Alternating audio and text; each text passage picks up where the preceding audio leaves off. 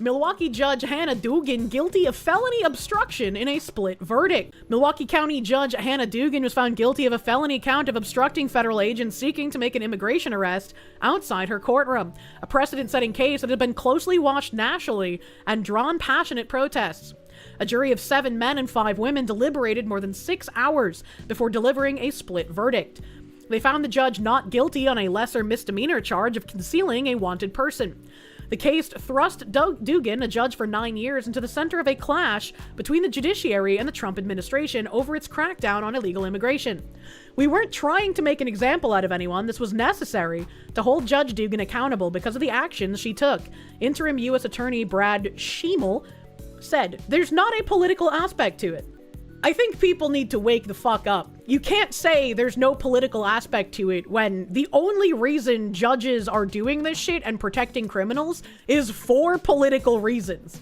This is my face. This guy's face is my face when someone says there's not a political aspect to it. Fuck you! You have no idea what's going on if you're going to say that shit. Arresting criminals isn't political. Don't let them make that political. Arresting criminals isn't political. I'm saying the political aspect was put in by the judges like Dugan trying to do shit. It's not political to arrest criminals, but criminals are being let free due to politics. You have to acknowledge the political aspect that leftists brought into this if you want to bring people back to normalcy. And they have to say that so they don't appear politically biased. Of course it's political because they're opposing people who want to destroy the country. Their actions are political, but holding them to account can't itself be called political. They should expand on that instead, right? They shouldn't just say there's not a political aspect to it, because this then gives the people being disingenuous twats the case to go, well, we're not being political either. And it just becomes this nonsense game of back and forth of, well, I'm not being political. Well, I'm not being political either. Well, I'm not being political. You're being political. No, you're being political. I'm not being political. So like, you can't just say that. It's not going to do anything. Dugan attorney Steve Biskupik highlighted that the jury delivered a split verdict and the elements between the 2 counts are the same. That fucking face, man. That's like if someone broke out their phone and showed him me. You know, he's just like, what the hell is even that? Dugan, 66, showed no emotion as the verdict was read. The case is a long way from over, Biskupik said. Biskupik said the team would be filing a motion asking Edelman to set aside the conviction, especially based on the split verdict. No sentencing hearing was set. Stop it, Biskupik. Your name sounds like a Czechoslovakian pastry. The jury foreperson who did not provide his name was asked how he was doing and said, "I'm not feeling too good." I will say the jury followed Judge Edelman's instructions faithfully, the foreperson said. Other jurors declined to speak to the media. Schimmel urged people to keep this case in proper perspective. Some have sought to make this about a larger political battle. While this case is serious for all involved, it is ultimately about a single day. A single day in a public courthouse, Schimmel said. Schimmel also said courthouses are the safest place to make arrests, and it was safer than a traffic stop. He also said it appeared clear from Chief Judge Carl Ashley's draft policy on courthouse ICE arrests that there was little that court officials could do to stop them. The defendant's actions provided an opportunity for a wanted subject to flee outside of that secure courthouse environment, he said. Before the trial, the government made a plea offer to Dugan, but no deal was struck. Details were not provided. During 6 hours of deliberations, the jury had 3 questions, one about ICE regulations and who needed to be told when agents were making an arrest. The next 2 were if Dugan needed to know who was being arrested. The answer Edelman sent back was different to the similar question. The jury was drawn from 12 counties that make up the Eastern District of Wisconsin, from Sheboygan to Kenosha, and to the western border of Waukesha County. The government brought in 19 witnesses ranging from federal agents to a fellow judge. The defense called 2 fellow judges, a public defender and former Mayor Tom Barrett, a longtime friend. Dugan herself did not take the stand. The case against Dugan was factually simple and could be legally monumental. This is the first time a state judge has gone to trial on charges of obstructing immigration agents. The case has become a bellwether in the clash between the judiciary and the Trump administration as it executes a sweeping immigration crackdown nationwide. I don't know why he says, this is just one day in one courtroom, because I do think this sets a good precedent to start holding judges accountable for doing shit like this. On April 18th, Dugan was presiding over a misdemeanor court on the 6th floor of the Milwaukee County Courthouse. Tensions were high among county judges as federal immigration officers had earlier arrested 2 people suspected of being in the country illegally. Federal agents were there to arrest Eduardo Flores Ruiz, 31, charged with battery and appearing before Dugan. Flores Ruiz illegally re-entered the U.S. in 2013. Dugan learned of the planned arrest from her clerk. She went to the main corridor with another judge, questioned the agents, and directed them to the chief judge's office, who was working on a plan on how such arrests were to be treated. Dugan returned to her courtroom, moved Flores Ruiz's case up first, and then directed Flores Ruiz and his attorney through a non-public door and into a hallway used by judges and staff, witnesses testified. Flores Ruiz and his attorney emerged into the public corridor. Federal agents followed them, and he was arrested outside the courthouse after a brief foot chase. A week later, FBI agents arrested Dugan, leading her out of the Milwaukee County Courthouse in handcuffs. Flores Ruiz has since been deported. Fuck yeah! Send them back. They can't stay here. Prosecutors focused on 5 acts and avoided politics. The sides largely agreed on the basic facts of what happened. The question centered on Dugan's intent. See, this is a problem. How do you avoid politics when Dugan's entire decisions rest on politics? She did not make a decision devoid of politics, so how are you to avoid them? Like, you need to start calling that out, otherwise they're going to continually be like, well, it's not politics, that's just reality. And we've been in that for ages, right? Where they're just like, where people are just like, oh, you can't bring politics into X. And it's like, well, they're already here. You're just mad that someone is now saying politics you disagree with. It's very annoying.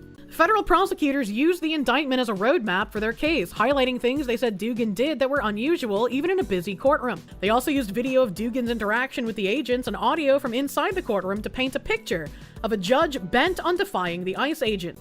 Yes, for political reasons. She was defying the ICE agents for political reasons, because she is a political activist masquerading as a judge. Pretty sure when they said this isn't about politics, they meant we're not arresting her because she's anti-deportation, we're arresting her because she committed a crime. Up above, they're saying that, like, this is different from when they said that they're not playing politics above. And it's like, yes, arresting people who commit a crime isn't political and should never be political, but it's been made political by people like these activist judges. So you can keep saying, we're not being political, we're just doing what the law says, and that gives these people the excuse to continue saying the same thing. Instead of just saying snappy slogan lines that never get picked up and get used by your enemies, you need to explain things farther. Her motives were political, but you can judge the actions non-politically. They should not be judged non-politically. If she takes political action, why would you then judge her political actions non-politically? This is why we keep losing. Judge Cristela Cervera was a key witness, testifying that she was reluctant to go into the hallway with Dugan, and she was shocked to learn the allegations against Dugan. Judges should not be helping defendants evade arrest, Cerveza testified. Again, this is a political action, motivated by Dugan's politics. On cross-examination, Cervera admitted she texted her sister, a lawyer, after the incident to warn her that ICE agents were in the building. Defense attorneys said she helped the government in order to save herself. The government downplayed the text to her sister. Are you kidding? Are you? President Trump's name came up just a couple of times in the trial, but his stepped-up immigration enforcement was a theme throughout the defense strategy. Dugan's attorneys said the Trump administration was trying to make an example out of Dugan to crush her. Once again, if they're using politics as their defense, you have to call out the politics leading to this. This is like the same fucking mindset of like, well, we don't see color, we're going to be fair, we're going to be meritocratic, and then everybody else being like, no, we're going to be anti-racist. We're going to see everyone's race and elevate them based on that and discriminate against you based on yours. That's fine. That's fine if you don't want to bring in politics, but politics is going to bring itself to you, and you can't ignore it when it starts slamming on your door. They described Dugan as an earnest public servant trying to follow guidance on how to handle such arrests, not trying to obstruct agents. It's literally exactly what I just argued to those people in chat trying to tell me, no, Kirsche, it should be not political. No, Kirsche. No, Kirsche. They're literally using it against, she's not doing anything political. She's just an earnest public servant. This is why you need to operate in reality. Several of the actions the government called criminal are things that happen every day in the bustling state court, her attorneys argued. Dugan's team tried to get the case tossed out, arguing that as a judge, she was immune from prosecution. These fucking pieces of shit, I hate them. U.S. District Judge Lynn Edelman denied their motion, though the team preserved its ability to make that argument later. I hate them. I hate them so much. And it's a good thing. It's a good thing, despite how seemingly ridiculous everyone in this case was, that she's guilty of felony obstruction. She didn't get any of the lesser charges. They got her off of those some fucking how. But it's a good thing she was still found guilty of felony obstruction, because she fucking was, for political reasons. Here's what's next in the Hannah Dugan case after her split verdict. A jury convicted Milwaukee Judge Hannah Dugan of obstructing federal agents who were seeking to arrest an undocumented immigrant outside her courtroom. In a split verdict delivered late December 18th, the jury acquitted Dugan on a misdemeanor charge of concealing that person from agents. Dugan's defense team vowed to appeal the conviction to U.S. District Judge Lynn Edelman, who presided over the trial. No sentencing date was set. What's next in the Dugan case? Dugan's team is preparing a brief that will ask Edelman to set aside the jury conviction. The government will respond, and then Edelman will rule.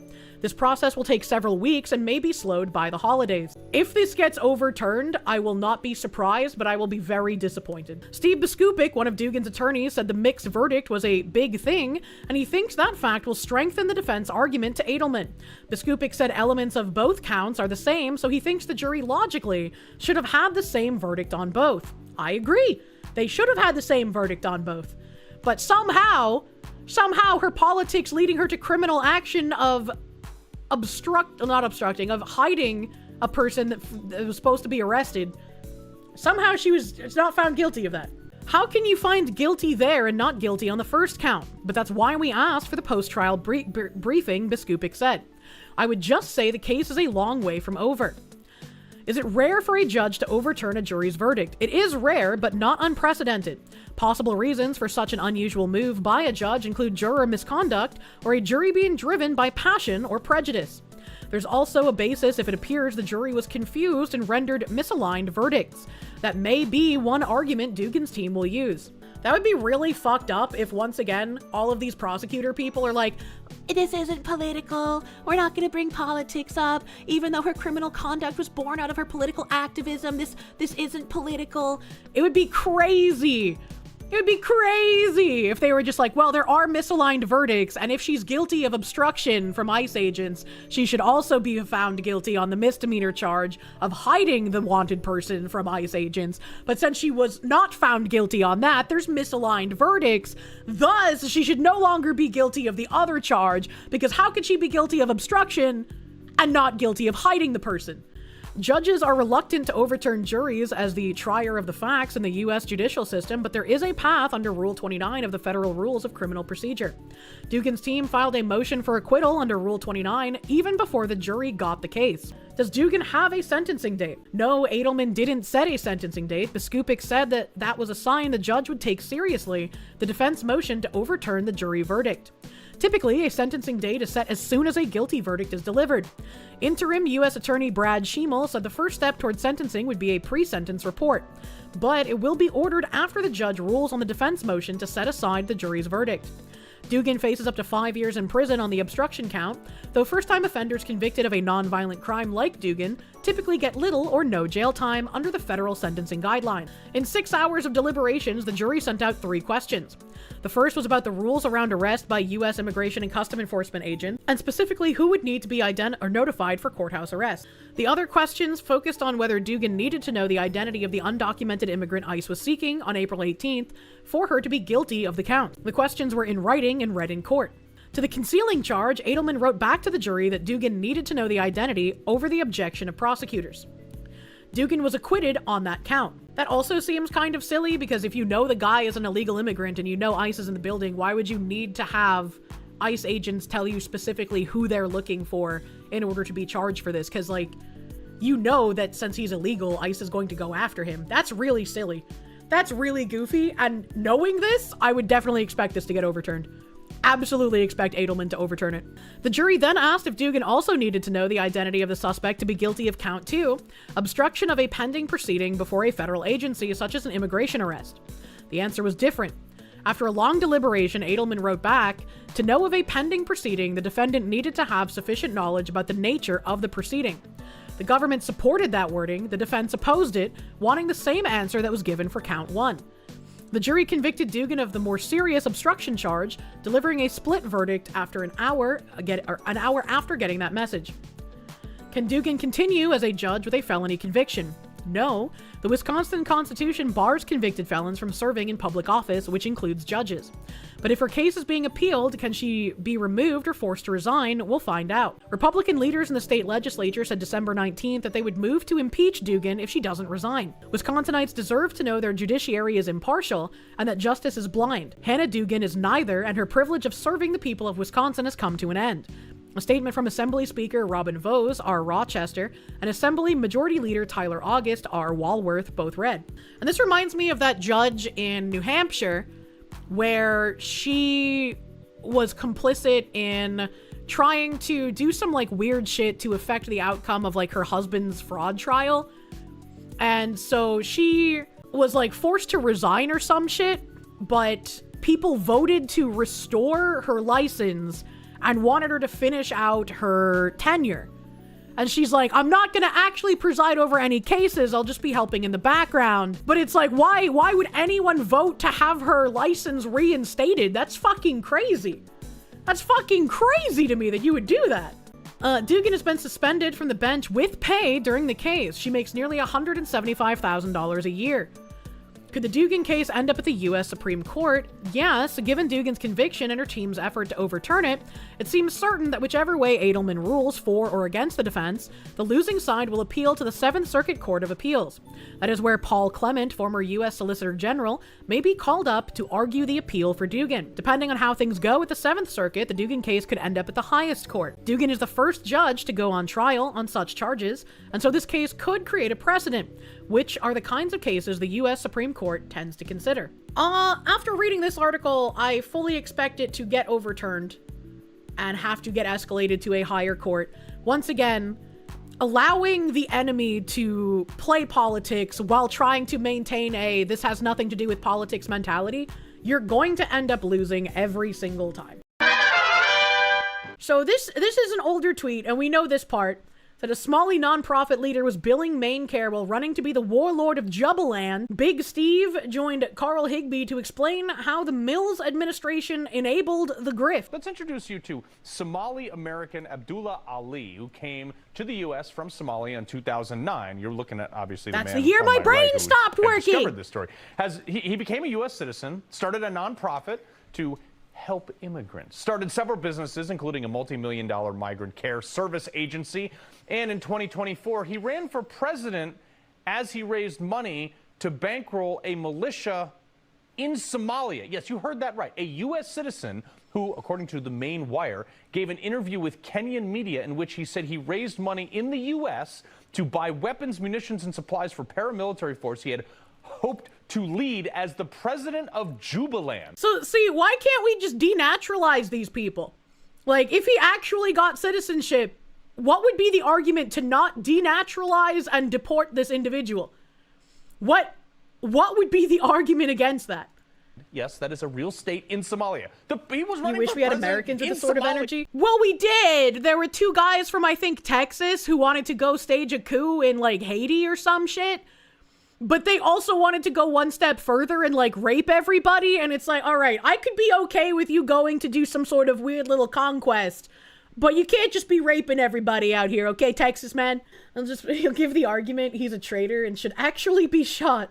Private involvement in foreign wars is explicitly illegal. Too many guys that kept trying to conquer Latin America in the 19th century, just like those Texas guys I was just joking about. Yeah, they were actually going to try and do that, and they got arrested. And I'm pretty sure I read, like, what their sentencing was, but I can't remember what it is at this point in time. But they got cleaned up pretty fucking quick. So how is it that we can clean up the guys from Texas trying to stage, like, some weird little takeover of Haiti, but we can't do anything about these Somalis using American taxpayer money to fund them being a warlord? How does that, what the fuck? What the fuck? Raiders of the Lost Shark, thank you. The fake country mentioned again. What do you mean fake country? Jubbaland is real? Praise Yaqub? Yeah. Of course, he lost the election. We reached out to the Gateway Community Services in Maine, which Ali founded, did not hear back, ironically enough. The man who broke this report, editor-in-chief of the Maine Wire, Steve Robinson, dude, this is crazy.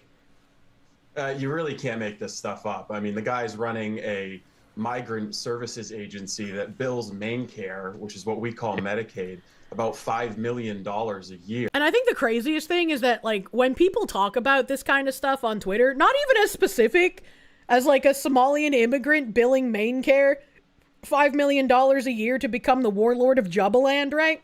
But when you even just say that, like, illegals and immigrants are both getting benefits and defrauding our government welfare systems, there are people that will, like, type directly at you and say, that's not happening, that's a conspiracy theory. And it's like, what? How is this a conspiracy theory if we have an investigative reporter who's been reporting on this for months and has the receipts to back up what he's saying? Like, what are you doing? How come you never heard of Jubbaland? I guess you never got your punch card to 10 stickers at Chuck E. Cheese, brother.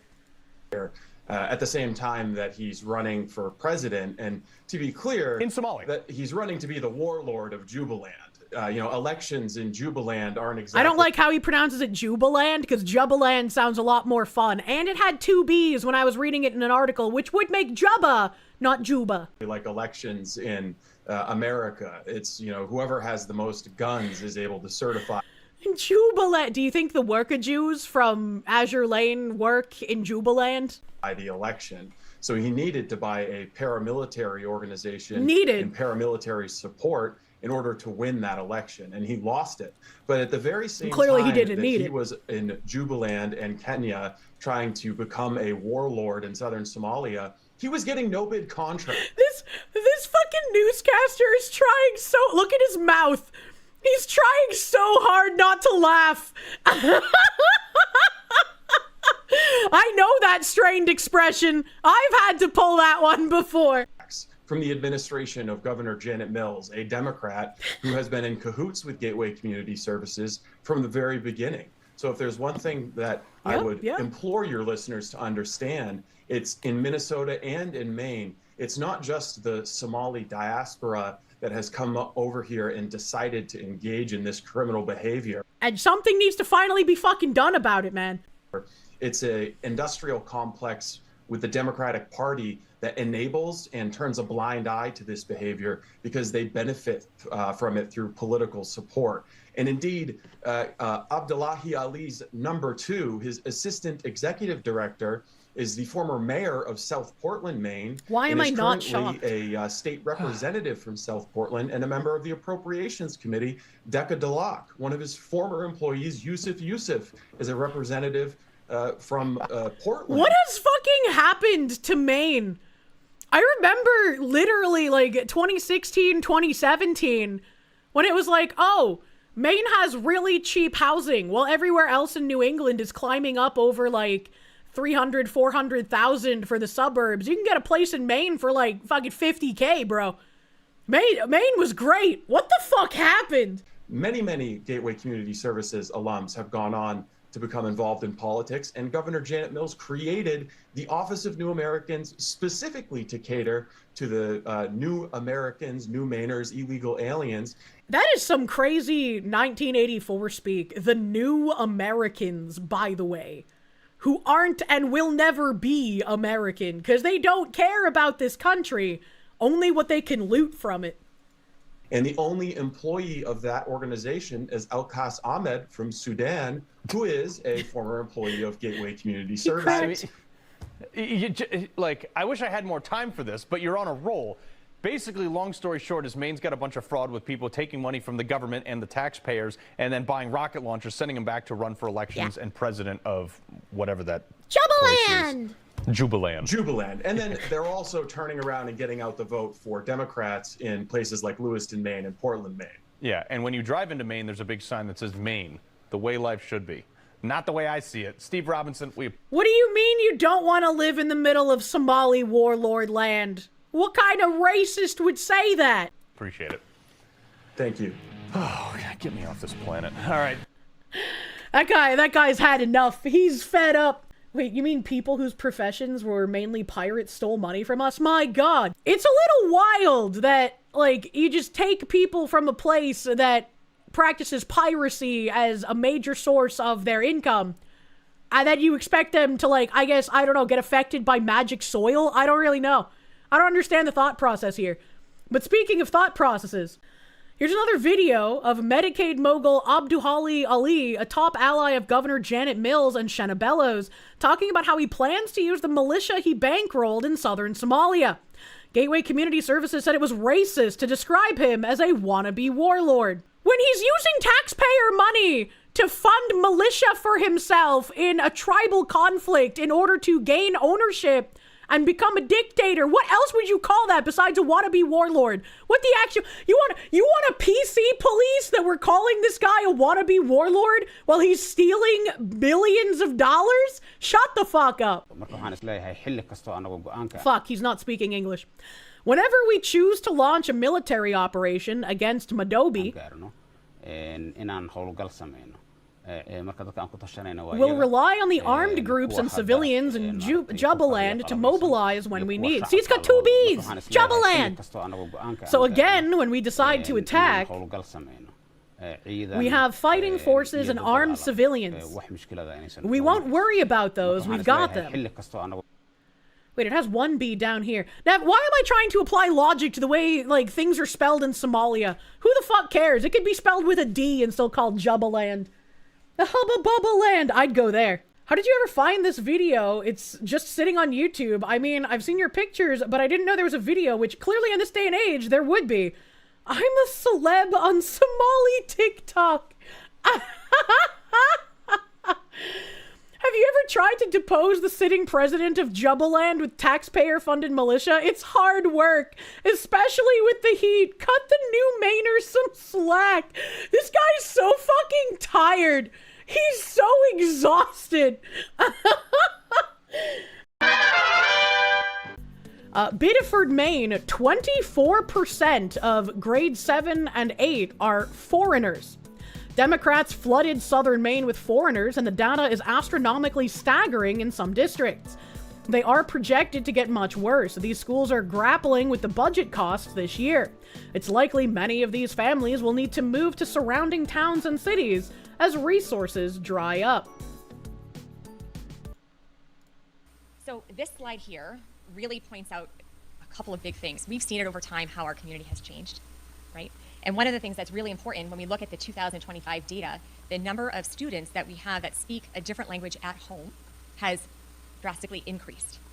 So our community is changing. We know that our student population is changing. We need to just be mindful of that as we look through some of this data, because certainly how we meet the needs of some of these students is going to be different than perhaps how we would have had addressed some of these questions 10 years ago. Which is a very interesting thing to say, because if you look at it here, for some reason, grade 5 to 6 in 2023, children speaking a language other than English was 14.6.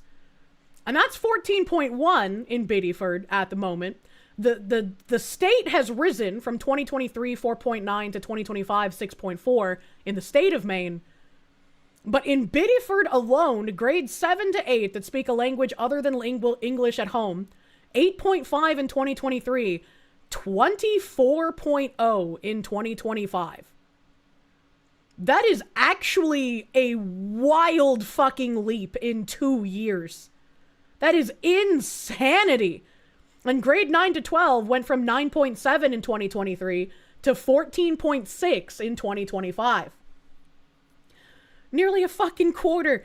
And looking at this and hearing what's happening to Maine, I'm reminded of that one article about New Hampshire from like 2016 or 2018? Let me see if I can find it really quick. So back in 2018, there was this article that I've read on stream before called New Hampshire, 94% white. How do you diversify a whole state? And it's a very interesting article, just basically talking about how they need to encourage people to move there and how, like, some people who have moved there feel out of place because there's not enough people like them. And it's like, but you chose to move here. And moving here isn't exactly a light decision, because where New Hampshire is, in this case, is one of the most expensive places to live in the country. So it's not just something you decide all willy-nilly. someone here said, these are 4 verified situations where I've personally seen evidence but was asked to not publish the critical details in order to keep anonymity. I was given permission to provide what is currently listed, and it shows an image of anonymous Maine whistleblowers. The Wyndham family home and vehicle had been smashed up by Somalians in retaliation to their student son. Portland, Maine teachers admit affinity groups existed and white teachers have been excluded from meetings and discussions. Police officer had reached out to say that they were actively instructed to ignore homeless heroin and crack use in public. 2 USM staff were pressured to attend a drag queen show, and failure to attend would have ousted them into isolation and a hostile work environment. But somebody replied and said, my sister is a cop and she told me some wild shit that goes on in Lewiston and Auburn. A group of Somalian teenagers broke into someone's house while the homeowners were sleeping. Cops showed up but were told to press no charges and instead drove them all home. No written report. And then this was quote retweeted by the Uninquirer person that said, this is almost identical to what the Wyndham family had happened to them. They were told by police if they pressed charges, then they were likely to face further retaliation from Somalians. And I think if you have a police force, once again, I don't believe that the police force has been acting in the best interest of the people, regardless of what state you're in, for quite a while. Pretty much ever since, at minimum, the Summer of Love, police have been there to protect the elite class and not the average person. So it doesn't surprise me that police do not want to press charges on Somalians for doing crimes, but it's just another needle in the haystack of how long is this going to go on because no one is doing anything about it. Rep. James Comer and GOP Oversight have requested bank records related to Somali fraudsters in Minnesota. The request also includes Maine Representative Danka Dalak and Gateway Community Services CEO Abdullahi Ali. Ali has bragged about funding arms for his Jubbaland militia. Last year, he and Dalak traveled to Azerbaijan, a country that has expressed interest in selling arms to Somalia. Ali lost his campaign to depose Madobe. Comer's inquiry could be the first step to discovering whether Maine tax dollars armed a militia in southern Somalia to support Ali's political ambitions. Yeah, I'm really glad that they're having this being submitted alongside the stuff for Minnesota, because if we're funding one side of a war with taxpayer money in Maine and another side of a war with taxpayer money in Minnesota, that's getting kinda goofy, man. That's getting kinda silly. I thought the way that this guy summarized this post was really astute. So this post is language and health challenges factor in a not guilty verdict for the semi-driver. A Kindersley provincial court judge has acquitted a semi-driver of failing to provide a breath sample, citing language barriers and health concerns. The judge found the accused made repeated attempts and raised reasonable doubt that he intentionally refused to comply with a lawful demand. And this random person said, so if I refuse a breathalyzer, I get my vehicle impounded for 30 days and an immediate 90-day suspension and a 12-month blow box. However, if an immigrant refuses to blow, it's okay because he doesn't understand that getting shit-faced and driving into minivans is illegal, and the courts agree.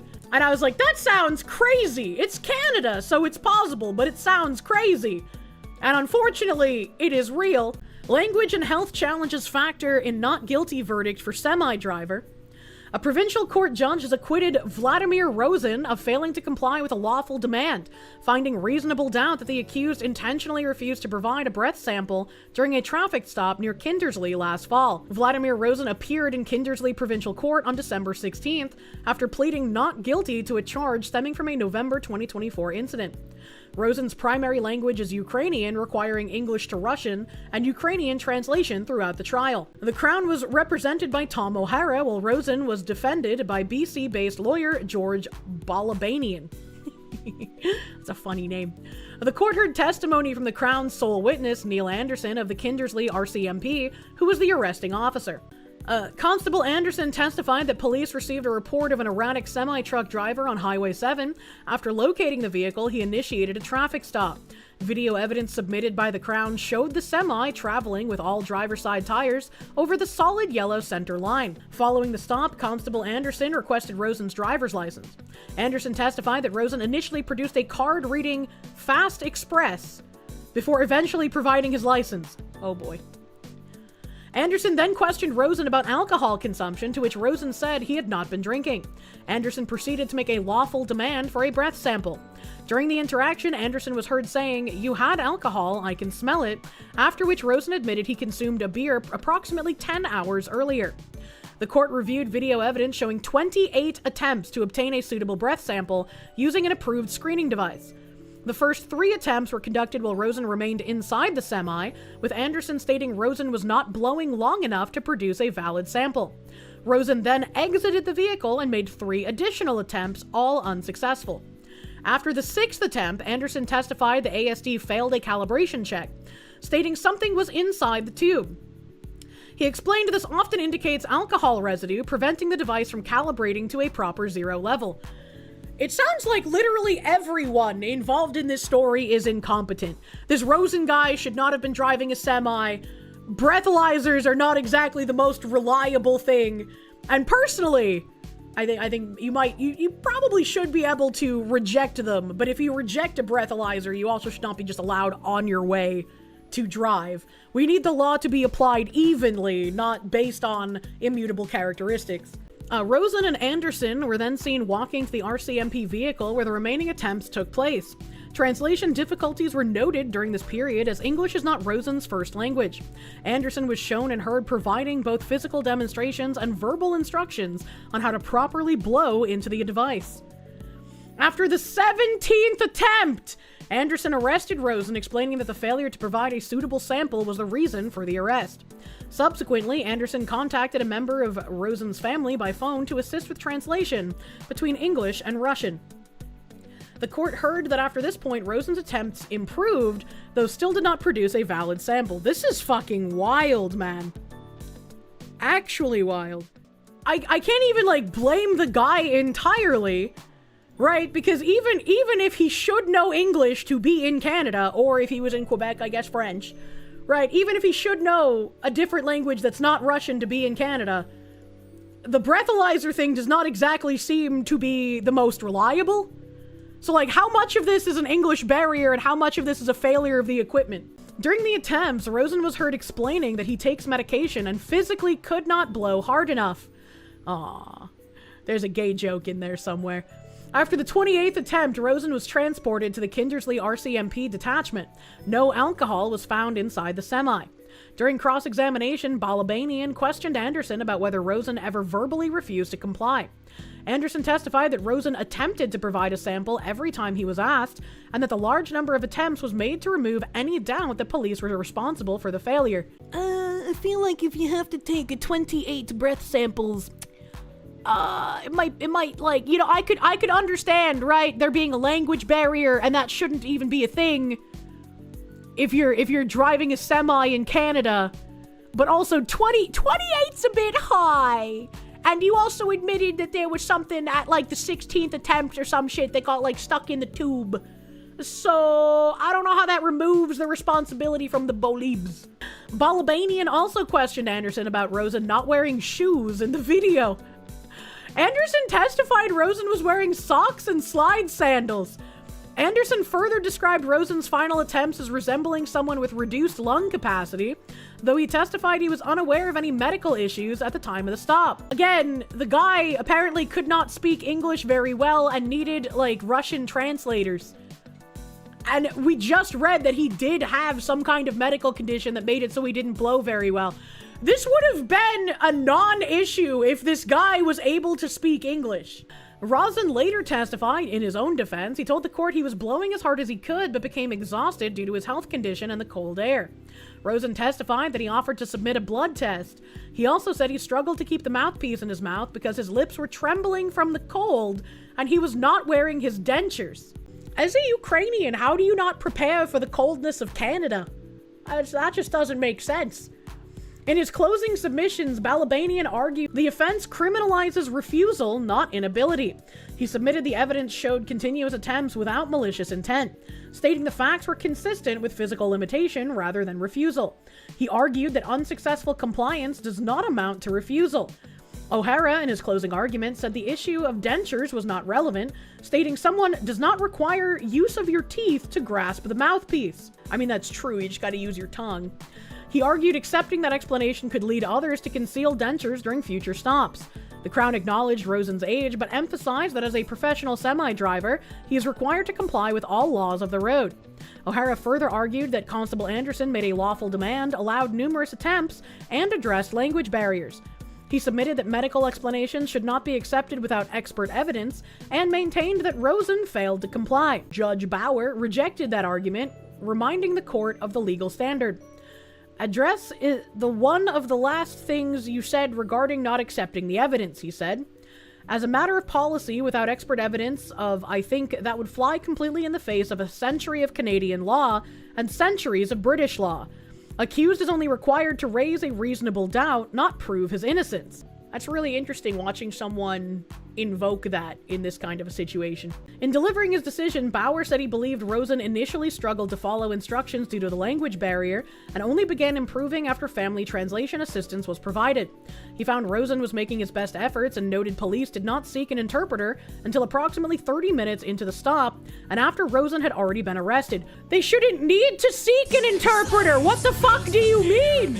I feel like this situation is a little more convoluted than the title would lead you to believe.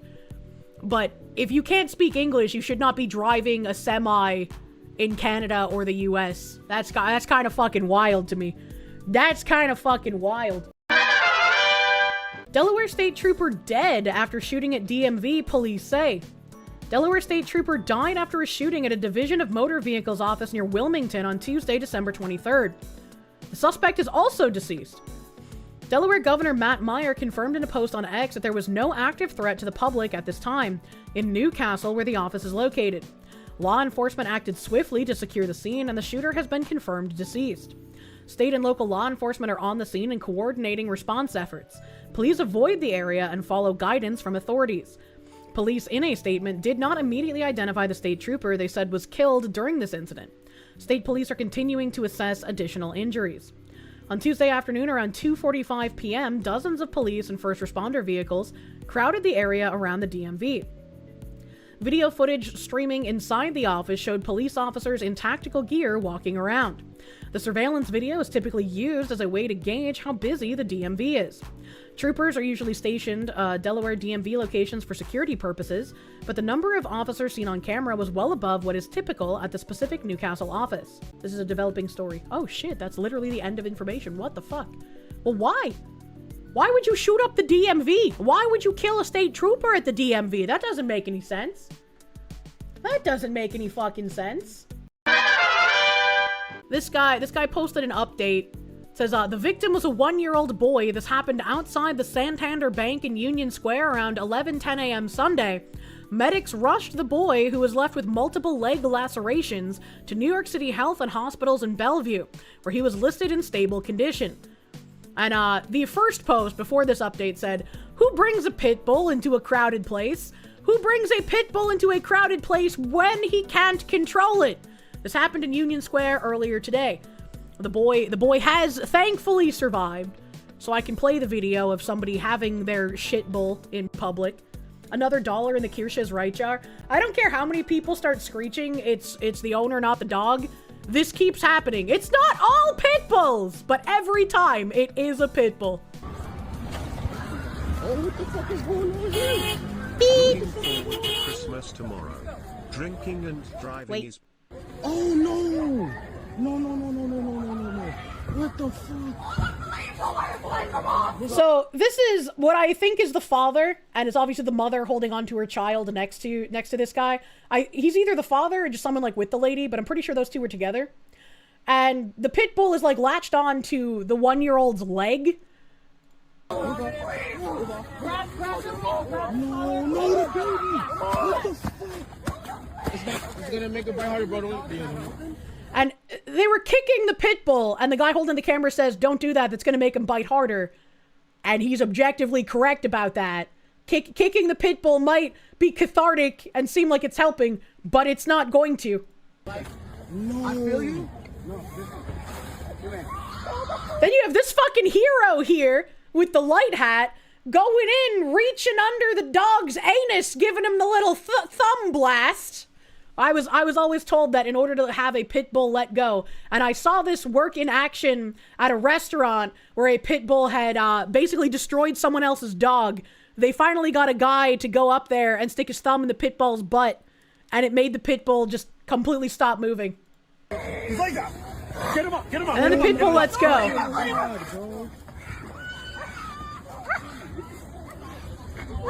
What the fuck, bro?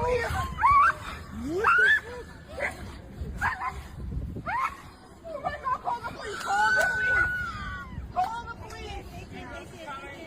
Oh my God, is he okay? No. Brother, that's crazy, bro. Kind of crazy that this guy was just like wandering around and happened upon this scene, to be fair. Did he walk off with the dog? He's right here. He's right here by the light post. Oh my God, there's a hole in his fucking leg, bro. There is a hole in that boy's leg. Don't go. Bro, you better not go nowhere, bro. I ain't gonna lie, bro. Don't go. Oh my God, bro. I'm sorry, but that dog is done. Oh, that's kind of weird that, like, I know the guy is trying to keep the dog separated from the child that just tried mauling, but it's kind of weird that the dog owner, like, literally said nothing. Maybe he's in shock because obviously his dog should be euthanized now, right? But you can't control I don't fucking know, man. You had him outside? Oh my God. You pray to God you never have to use the cursed knowledge of how to make a pit bull let go. Well, if you're ever in a situation where the dog breed of peace decides to latch on to a child, now you know, a thumb up the dog's poopa will let him let go of the child. A vicious pit bull attacked a 1-year-old boy on a crowded Manhattan street and refused to let go, leaving the baby with a hole in his leg, a shocking video shows. Thankfully, the shocking video did not show the hole in the leg. A woman who appears to be the boy's mom pleaded for onlookers to call 911 while she tried to pull the bloodthirsty dog off the child outside the Santander Bank in Union Square at around 11:10 a.m. Sunday. Several Good Samaritans attempted to rip the dog off the boy, with one repeatedly kicking the animal, while another man put it in a headlock. Call the police, someone pull him off, someone please, the woman pleaded. The dog eventually let go after a man grabbed the canine's private parts from behind. He put his thumb in the butt! Brother, that's crazy, a man filming the horrific attack is heard saying. Oh my God, there's a hole in his fucking leg, bro. There's a hole in that boy's leg. The dog's owner calmly walked off with the pooch and waited at a bus stop as onlookers appeared to call the NYPD.